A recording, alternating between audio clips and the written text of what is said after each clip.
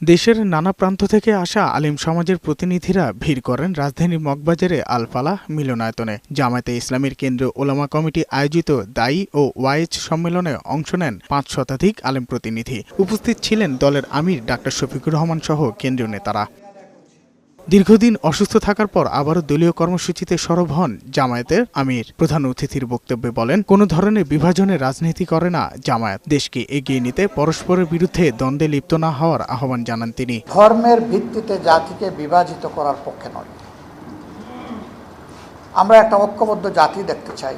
সমাজের সকল শ্রেণী পেশাকে একত্রিত হয়ে একটি ঐক্যবদ্ধ জাতি হিসেবে সামনের দিকে শান্তি এবং কল্যাণের দিকে একটা মানবিক সমাজ বিনির্মাণে আমাদেরকে এগিয়ে যাওয়ার তৌফিক দান করুন। এদিকে ঢাকা রিপোর্টার্স ইউনিটিতে স্বাধীনতার পথরেখা ৪৭-৭১-২৪ প্রেক্ষিত আগামীর বাংলাদেশ শীর্ষক গোলটেবিল বৈঠকের আয়োজন করে ইসলামী যুব আন্দোলন বাংলাদেশ। এতে অংশ নেন দলের নায়েবে আমির সহ কেন্দ্রীয় নেতারা। এ সময় দলের মহাসচিব গাজী আতাউর রহমান বলেন, আওয়ামী লীগ যে নীতিতে দেশ পরিচালনা করেছে, বিএনপিও সেই নীতিতে দেশ পরিচালনা করতে চায়। ২৪-এর অভ্যুত্থানের চেতনাকে বাস্তবায়ন করতে হলে এই চেতনা যারা ধারণ করে তাদেরকে রাষ্ট্র ক্ষমতায় আসতে হবে। দলের সিনিয়র নায়েবে আমির মুফতি সৈয়দ মোহাম্মদ ফয়জুল করিম বলেন, আজকে যারা ক্ষমতায় যেতে চায় তারা ক্ষমতায় যাওয়ার আগেই ইসলামের বিরুদ্ধে কথা বলছে। আজকে যারা ক্ষমতায় যেতে চায়, ক্ষমতায় না যাওয়ার আগেই তাদের অবস্থা আপনারা দেখেছেন।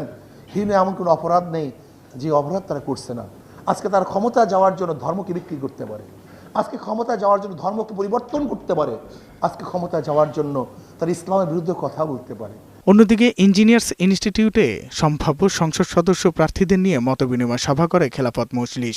এ সময় দলের মহাসচিব আহমদ আব্দুল কাদির বলেন, জুলাই সনদের ভিত্তিতে সংসদ নির্বাচন হতে হবে। জুলাই জাতীয় সনদ ২০২৫-এর ভিত্তিতেই ত্রয়োদশ জাতীয় সংসদ নির্বাচন অনুষ্ঠান করতে হবে। ৬ দফা দাবিতে ৫ থেকে ১২ অক্টোবর দেশব্যাপী কর্মসূচি দেয় খেলাফত মজলিস। সাজ্জাতুর রহমান, বৈশাখী সংবাদ, ঢাকা।